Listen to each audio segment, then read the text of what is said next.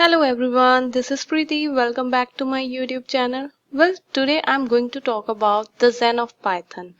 Zen of Python is a beautiful poem written by Tim Peters. These are basically 20 guidelines that are used for the designing of Python language.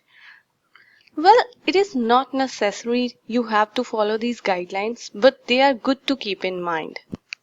Okay, well, these are those 20 lines written by Tim Peters. These are those 20 guidelines that are used for designing of Python language. So to get Zen of Python, it's very simple. You have to open your Python window and you have to just type this, import this, and you will get the Zen of Python. Now, here I have opened my Python and I'm going to write import this, and here I got those beautiful 20 lines. Fine. Now let's decode the Zen of Python line by line with its meanings. First one is beautiful is better than ugly.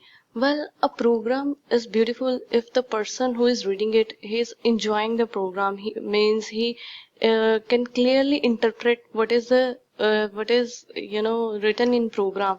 This means that the program should be understandable, it should be consistent, it should be well structured. Like for an instance, I'm just taking an example here, very simple example here. If you see the program, you can clearly understand that what has been written in this program. Fine. So your program should be beautifully written. Second one is explicit is better than implicit. We know that we humans like light as compared to dark because it gives a sense of this fuzzy images. In the same way, programming, we want more explanation, so our code should include this verbose and explicit. Fine. So all the functionality should be given in the code. Like here, for an instance, I want to write this, my name is Nick, and I want to write the age as well. So I should mention this, that this 36 has been taken as a string. So instead of writing this code in this way, you should write your code in this way. You should mention everything explicitly. Fine. Now next is simple is better than complex, and there is another one, fourth one is complex is better than complicated. So let's just understand this. Well, first of all, your programming, your coding should be simple one rather than a complex one. For an instance, I have written this code. Let's say I want to reverse the string. So I can write this program in multiple ways, but you should prefer to write it in a simple way because simple solution is much easier to understand. It's better. Fine. So for an instance here, what I am doing, I am just defining a function. If length is 1, it should return the string. For single length, what will be the reverse? It will be same original string as it will reverse the string. Okay, original string will be this and it is giving me this. Let's just run the program. So ABC has been converted into CBA. Now I can also do this program in this way. It's much simple, much easier. So it should be simple one because simple solution is always a better. But on the other hand, when you have a complicated problem, you should prefer a complex one rather than a complicated one because that wouldn't be an ideal solution. So prefer simplicity to complexity. Okay. So your program should not be complicated that a person who is reading it is unable to understand the program. The next line is flat is better than nested. Well, we know that we like to organize things into categories, subcategories, submodules, but sometimes it's not really good. Flat is much better than the nested one as the flat codes are much easier, much faster to parse and should be preferred than the nested one. So instead of using nested if or nested for loops or if within for loops, you should prefer flat codes. For an instance, here I have taken this example. What I'm doing here, I'm just asking the user to enter the age. If the age is greater than 21, then further it will check. If the age is greater than 100, it will print this output as it will print this. So first of all, I'm doing it with nested, but we should prefer a flat code instead of nested code. What I can do, I can simply use AND operator instead of this nested if. I'm getting same output in both codes. Only difference is here I have used nested if and here I am using AND operator, logical operator for this. And always it tries to prefer flat codes as they are much easier and much faster as compared to nested ones. Now next comes sparse is better than dense. We know that sometimes we write too much code or too much functionality in just a single line of code.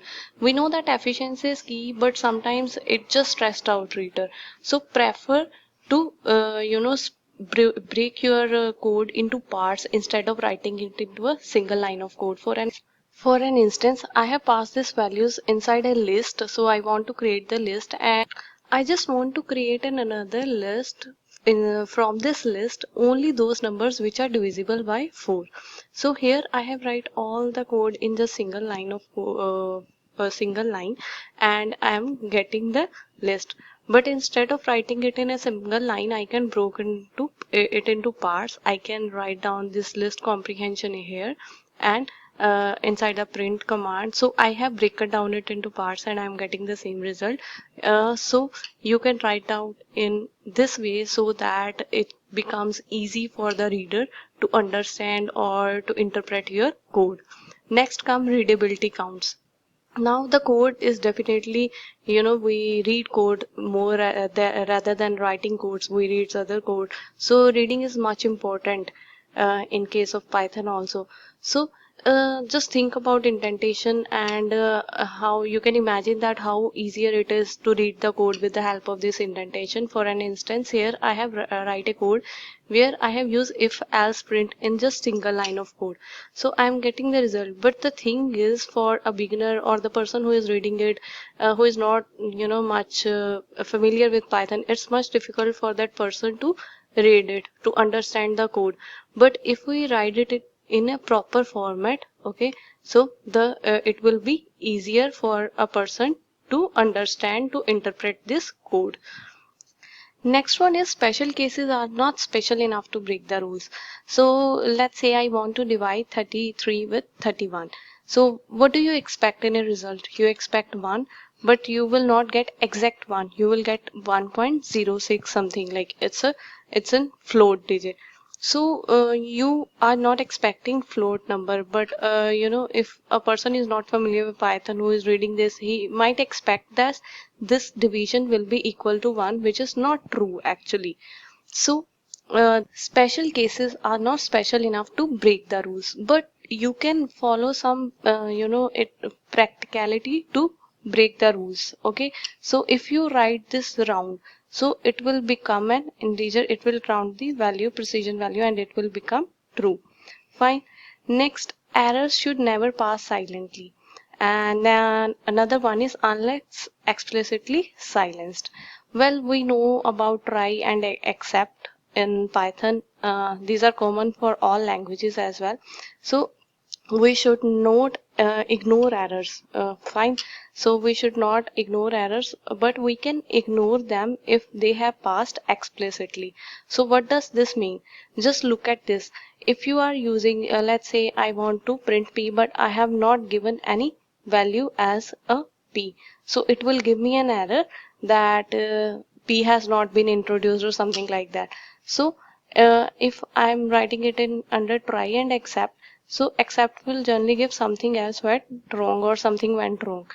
But this is not giving me, a particular error, which error I am getting. So instead of writing this, it's not a good practice. You should mention your error explicitly. It's always a better practice. You can write it in this way also. This will work. But this is not a good practice. It will actually pass your error silently, which can create a problem in future. Fine. So always while handling your errors, you should introduce your error explicitly. You should mention it so that it is possible for someone who is reading the code or understanding it, that how he can recover those exceptional conditions. Fine. So next is In the face of ambiguity, refuse the temptation to guess. Well, if you are getting some error, if you are getting some problem, never try just hit and try. If your code is not working properly, you should fix it logically with a critical thinking. Never just try to solve it with any guess. Then there should be one and preferably only one obvious way to do it, although that may not be obvious at first unless you are Dutch. Well, we know that for solving any code, any problem, there are multiple ways to do it, but you should prefer one and only one way, and you will not get it easily actually.